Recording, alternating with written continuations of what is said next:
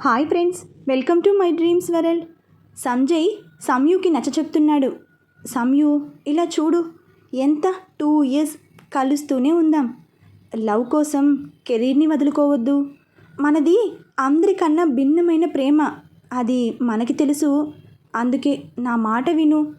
వాళ్ళు ఎక్కడ చెప్తే అక్కడికి వెళ్ళు, నీ టాలెంట్ని ప్రూవ్ చేసుకో అన్నాడు. కానీ తనకి తెలియకుండానే కళ్ళల్లో నీళ్లు తిరిగాయి సంజయ్కి.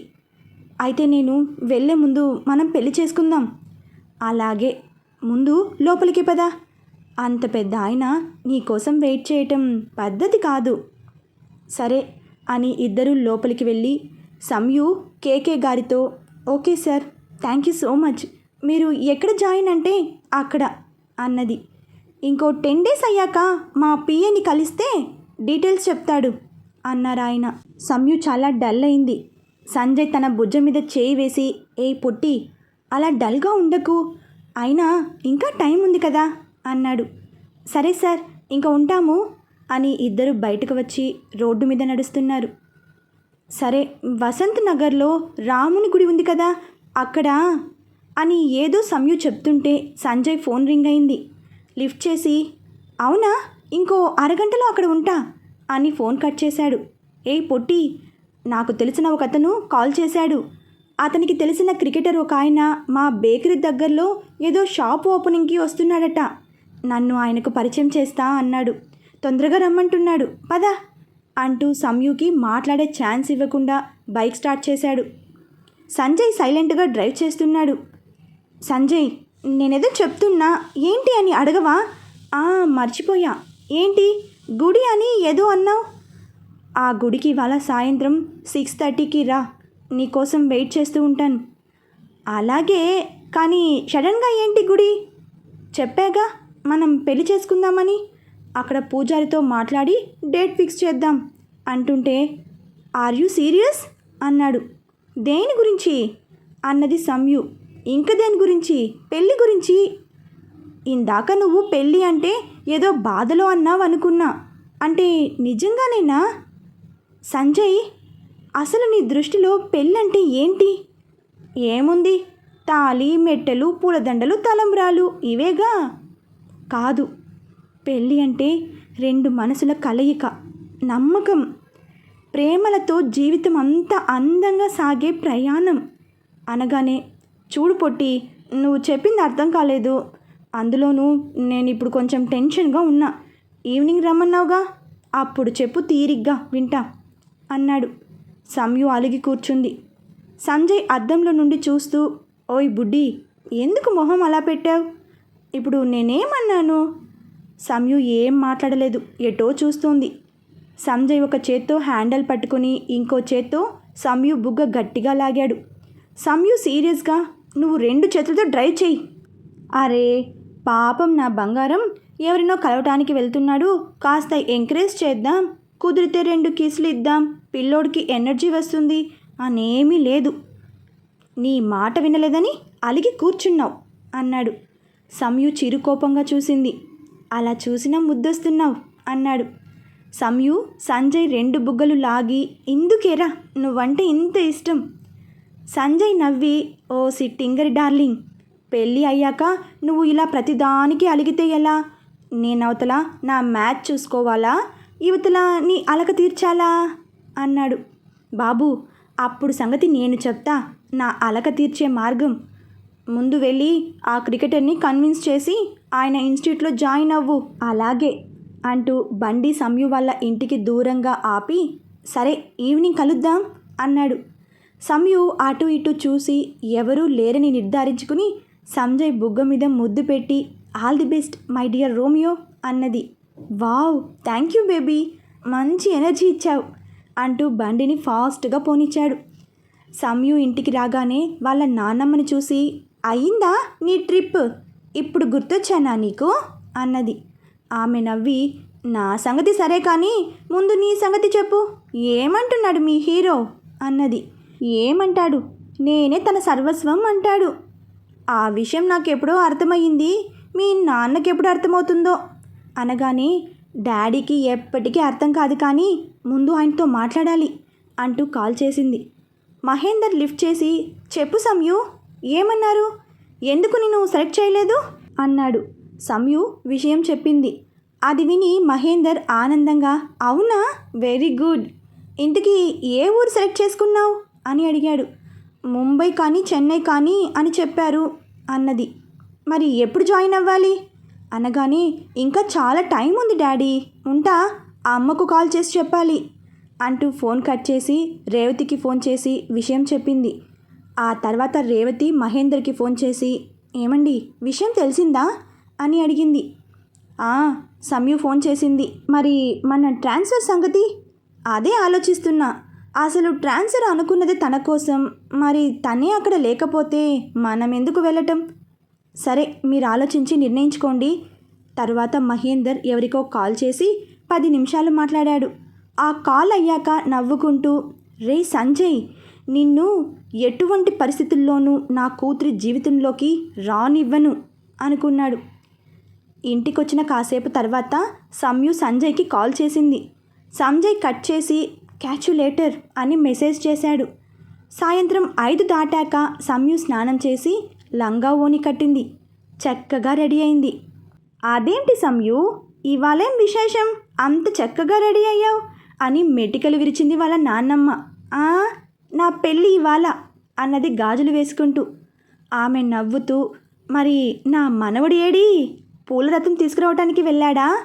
పూలరథం, ఎంత కోరిక నీకు. అవునురా సంయు, నిన్ను చూస్తుంటే ఒక్కోసారి ఆశ్చర్యం వేస్తుంది, అచ్చం నాలాగా. ఎలా అని? నేను నీ వయస్సులో, అంటే అప్పటికే మీ నాన్న పుట్టేశాడు. మా కాలంలో 15 సంవత్సరాలకే పెళ్ళిళ్ళు చేసేవారు.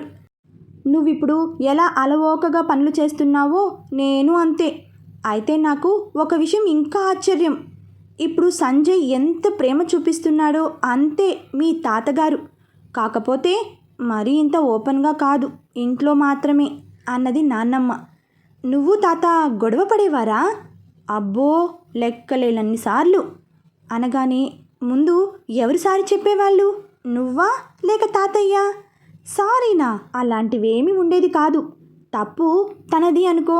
సాయంత్రం ఇంటికి వస్తూ నాకు ఇష్టమైన తొక్కుడు లడ్డూనో పాలుకోవానో తెచ్చి చేతికిచ్చి నవ్వేవారు. నా కోపం పోయేది. అదే తప్పు నాది అనుకో, మీ తాతగారికి ఇష్టమైనవి పకోడీ, నేతి బొబ్బట్లు అవి చేసి ఉండేదాన్ని. అంటే ఇష్టమైనవి తింటే కోపం పోయేదా? పిచ్చి, ఇష్టమైనవి తింటే కాదు, అక్కడ నీకు అర్థం కావాల్సింది, మనకు ఇష్టమైనవి మగవారు తెచ్చారు అంటే వాళ్ళకి మనతో పాటు మన అలవాట్లు అభిరుచులు కూడా ఇష్టమని. మీ తాతగారు ఒకసారి అన్నారు కూడా, నీకు కోపం రావడం, నేను నీకు ఇష్టమైనవి తీసుకురావడం, నువ్వు అవి చూసి నన్ను క్షమించి ప్రేమగా చూడటం, ఇవన్నీ నాకు ఎంత ఆనందం ఇస్తాయో తెలుసా అని. సంయు శ్రద్ధగా విని, నువ్వు చెప్పేది చిన్న చిన్న గొడవలు అయినప్పుడేమో, మరి పెద్ద గొడవలైతే? సంయు, గొడవలు చిన్నవా పెద్దవా అని మనం ఆలోచించే తీరుని బట్టి ఉంటుంది. మా అన్నేళ్ల కాపురంలో గొడవలైనాయి. అవి పెద్దవి అని వాటి కోసం మేము విషయాలను ఇంకా సాగదీయాలని ఎప్పుడూ అనుకోలేదు. సంయు ఆమెను ముద్దు పెట్టుకుని, చాలా థ్యాంక్స్, నాకు చాలా విషయాల్లో క్లారిటీ వచ్చింది. సంయు, నీకు ఇంకోటి చెప్తా, కోపం తెచ్చుకోకు. కోపమా? నీ మీద అస్సలు రాదు, చెప్పు. నీకు మీ నాన్న వేరే సంబంధాలు చూస్తున్నాడు. తెలుసు నాన్నమ్మ. మరి నీకు భయం వేయటం లేదా? ఎందుకు వేయటం లేదు? వేస్తుంది. మరి ఆ భయం నీలో కనపడటం లేదు? నాన్నమ్మ, నా భయం నాన్న, కానీ నా ధైర్యం సంజయ్ అని. సరే, నేను గుడికి వెళ్తున్నా అని చెప్పి వెళ్ళిపోయింది. స్కూటీ స్టార్ట్ చేస్తూ సంజయ్కి కాల్ చేసింది. పొట్టి, కొంచెం బిజీగా ఉన్నా, నీకు మళ్ళీ కాల్ చేస్తా అని పెట్టేశాడు. ఈడియట్ అనుకుని లోపలికి వెళ్ళి, నాన్నమ్మ, నీకు 10 నిమిషాలు టైం, త్వరగా రెడీ అవ్వు, గుడికి వెళ్దాం అన్నది. ఆమె సరే అని రెడీ అవ్వటానికి వెళ్ళింది. సంయుకి మెసేజ్ వచ్చింది ఫ్రమ్ సంజయ్. సారీ బుడ్డోడా, మార్నింగ్ నుండి నీ కాల్స్ కట్ చేస్తున్నా. ఓకే, ఏమైంది వెళ్ళిన పని? వాళ్ళని కలిసావా?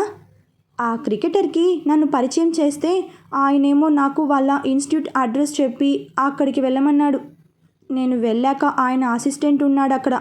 ముందు ఆయన కన్విన్స్ అయితే తరువాత వాళ్ళ సార్ అన్నాడు. మరి నువ్వేమన్నావు? నేనేమంటా, ఆయనే బౌలింగ్ వేస్తే కొన్ని బాల్స్ 6 కొట్టాను. మరి ఆయన కన్విన్స్ అయ్యారా? చూస్తే అయినట్లే ఉన్నాడు. అయితే ఇప్పుడు ఏం చేస్తావు? ఏముంది, వాళ్ళ సార్ వచ్చే వరకు వెయిట్ చేయడమే. చిన్ను, ఏమైనా తిన్నావా? మధ్యలో వెళ్ళి టీ తాగి వచ్చా. ఫుల్ ఆకలి బుడ్డి. అయితే నీ ఆకలి తీరుస్తా. ఎలా? కళ్ళు మూసుకో ఫర్ 1 minute, తరువాత నీ ఫోన్ చూడు. ఓకే అంటూ కళ్ళు తెరిచి ఫోన్ చూశాడు. సంయు తన నడుము మాత్రమే కనపడేటట్లు ఫోటో తీసి పెట్టింది. మనోడు షాక్. సంయు నుంచి మెసేజ్, ఓయ్ ఉన్నావా? ఎన్నిసార్లు అడిగినా చూపించకుండా ఇప్పుడేంటి అడగకుండానే? అది నిన్ను ఇష్టపడటం అంటే నీ అలవాట్లని ఇష్టాలను కూడా ప్రేమించడమే. అబ్బో, అలాగైతే నీ నడుము మీద చక్కిలి గింతలు పెట్టాలని నా కోరిక, అది తీర్చు. రే నువ్వే కదా అన్నావు నన్ను ఇష్టపడటం అంటే నా అలవాట్లని ఇష్టపడటం అని. బాబు, నేను చెప్పింది అలవాట్ల గురించి, కోరికల గురించి కాదు. తేడా ఏంటో? అలవాటు రోజు ఉండేది, కోరిక అప్పుడప్పుడు కలిగేది. ఓహో, నిన్ను గుడికి రమ్మన్నాను, నేనేమో లంగా ఓని కట్టా, నువ్వేమో బిజీగా ఉన్నావు, అందుకే నాన్నమ్మతో గుడికి వెళ్తున్నా. అయ్యో, ఎందుకే ఓని కట్టావు? మర్యాదగా చుడిదార్ వేసుకొని వెళ్ళు. అంతలో సంజయ్ని ఎవరో పిలిచారు. సరే, వాళ్ళు వచ్చినట్లున్నారు, నేను మళ్ళీ కాల్ చేస్తా అని వెళ్ళిపోయాడు. ఈలోపు వాళ్ళ నాన్నమ్మ రావటంతో సంయు లేచి బయటకు వెళ్ళింది. బయటకు రాగానే కళ్యాణ్ ఎదురుగా వచ్చాడు. హాయ్ కళ్యాణ్, ఏంటి సడన్గా? ఇటువైపు పని ఉండి వచ్చా. అలాగే మార్నింగ్ వెళ్ళావు కదా, ఏమైందో తెలుసుకుందామని. నేను నాన్నమ్మ గుడికి వెళ్తున్నాం, నువ్వు వస్తావా? సరే రా. అయితే పద, అక్కడికి వెళ్ళాక చెప్తా అని స్కూటీ స్టార్ట్ చేసింది. కళ్యాణ్ తన బైక్ మీద వాళ్ళని ఫాలో అయ్యాడు. గుడికి వెళ్ళి ముగ్గురు దర్శనం చేసిన తర్వాత సంయు రండి కూర్చుందాం అన్నది. నేను గుడి మొత్తం చూసి వస్తా, మీ ఇద్దరు కూర్చోండి అనేసి వెళ్ళిపోయింది వాళ్ళ నాన్నమ్మ. ఇద్దరు ఒక దగ్గర కూర్చొని సంయు మార్నింగ్ జరిగింది చెప్పింది. అంతా విని కళ్యాణ్, మరి నువ్వు వెళ్ళిపోతే సంజయ్ ఎలా అన్నాడు. ముందు మాకు మా టార్గెట్స్ ముఖ్యం, అవి సాధించాలంటే ఒకరినొకరు కొన్నాళ్ళు దూరం ఉంచుకోక తప్పదు అని చెప్తూ ఇంకా వాళ్ళిద్దరూ కబుర్లలో మునిగిపోయారు.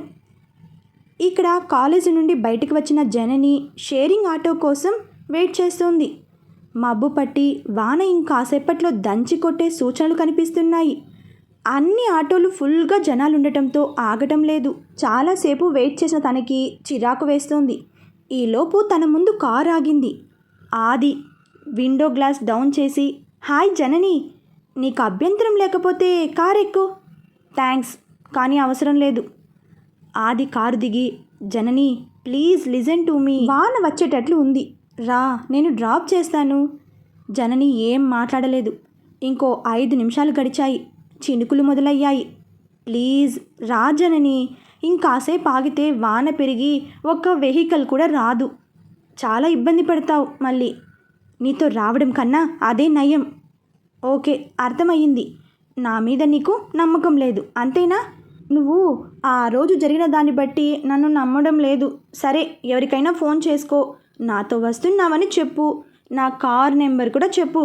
అంతేకాని మొండిగా ఇక్కడ వెయిట్ చేయకు, ప్లీజ్ నాతో రా. వాన పెద్దది అవ్వడంతో జనని ఇంకా తప్పక కారు ఎక్కింది. ఆది వచ్చి కారు స్టార్ట్ చేసి థ్యాంక్ యూ అనగానే ఎందుకో అన్నది సీరియస్గా. నా మీద నమ్మకంతో నా కారు ఎక్కావు కదా అందుకు. నమ్మకమా నీ మీద? మన సెక్యూరిటీ అతను చూస్తుంటే నేనే సైగ చేశా నిన్ను నీ కార్ని చూడమని. మరీ నువ్వు అంత నమ్మదగిన వాడివి కాదుగా.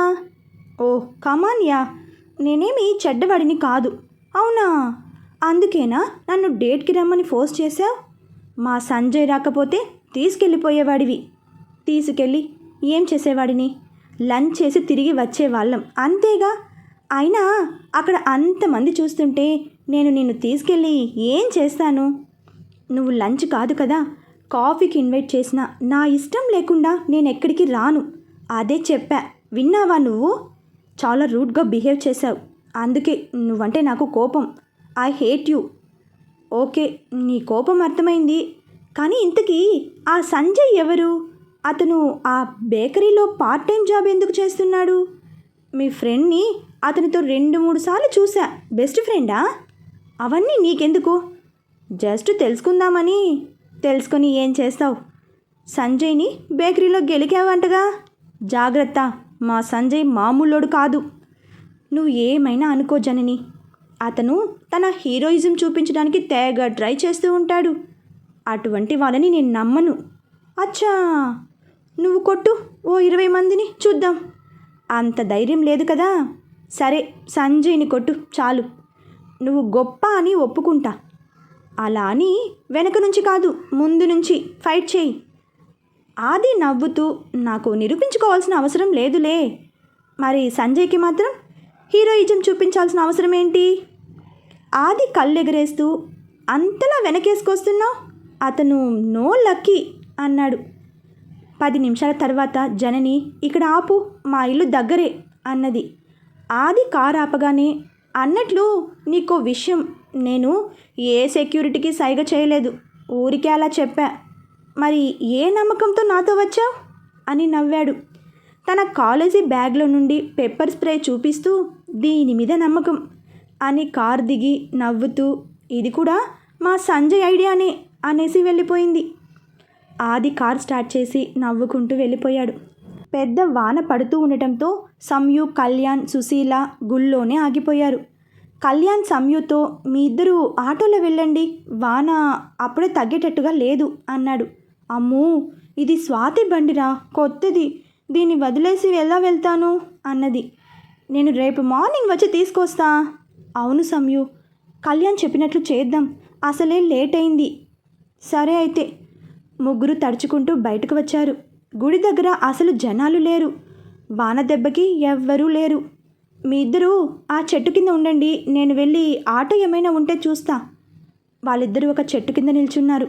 సంయు పూర్తిగా తడిసిపోయింది. ఎంతసేపటికి కళ్యాణ్ రావటం లేదు. ఎవడో ఒకడు వచ్చి సంయు భుజం మీద చెయ్యి వేశాడు. మందు వాసన గుప్పు మంది. రే, ఎవడ్రా నువ్వు అని అరిచింది. ఇంకోడు కూడా వచ్చాడు. వాడు వెకిలిగా నవ్వుతూ, కాసేపు ఆగు, మేము ఎవరో తెలుస్తుంది అన్నాడు. నాన్నమ్మకి గుండె ఆగినంత పనైంది. బాబు, మీకు దండం పెడతా, వెళ్ళండి అన్నది. రెండోవాడు ఆమెను తోసి సంయుకి రెండో వైపు నిలబడి మొదటివాడితో, పదరా, పిల్లని చూస్తే అంటూ ఏదేదో వాగుతున్నాడు. ఇద్దరు సంయుని చెరో చేయి పట్టుకుని లాక్కెళ్తుంటే కళ్యాణ్ వచ్చాడు ఆటో తీసుకుని. సంయుకి పోయిన ప్రాణం తిరిగి వచ్చినట్లయింది. కళ్యాణ్ ఆ వెధవలతో, రేయ్ వదలండ్రా ఆ అమ్మాయిని అన్నాడు. ఆటోవాడు కిందకి దిగి వాళ్ళని చూసి, అమ్మో కిట్టిగాడు తమ్ముడు అనుకుంటూ వెంటనే ఆటో ఎక్కి ఫాస్టుగా పోనిచ్చాడు. కళ్యాణ్ కోపంగా వాళ్ళలో ఒకడి ముక్కు మీద గుద్దాడు. అది చూసి రెండోవాడు కళ్యాణ్ గుండెల మీద ఒక తన్ను తన్నాడు. ఆ ఫోర్స్కి కళ్యాణ్ దూరంగా ఎగిరిపడ్డాడు. నాన్నమ్మ వాళ్ళ దగ్గరకు వస్తుంటే అక్కడ ఉన్న కట్టె తీసుకొని ఆమె కాళ్ళ మీద కొట్టడంతో కింద పడింది. సంయు ఏడుస్తూ పరిగెత్తింది. వాళ్ళిద్దరూ నవ్వుతూ తన వెనకే వచ్చారు. ఒకడు సంయుని అమాంతం పైకి లేపి భుజాన వేసుకుని వెళ్తుంటే రెండోవాడు, రే నేను ఫస్ట్ రా ప్లీజ్ అన్నాడు. మొదటివాడు సరే అని సంయుని వాళ్ళ కారు డోర్ తీసి వెనక పడేసి రెండోవాడితో, కాని తొందరగా అనేసి పక్కకు వెళ్ళి సిగరెట్ తీశాడు. మన సంయుని ఎవరు ఎలా కాపాడుతారో తర్వాతి అప్డేట్లో తెలుసుకుందాం. బాయ్ ఫ్రెండ్స్, రేపు మరొక భాగంతో కలుసుకుందాం.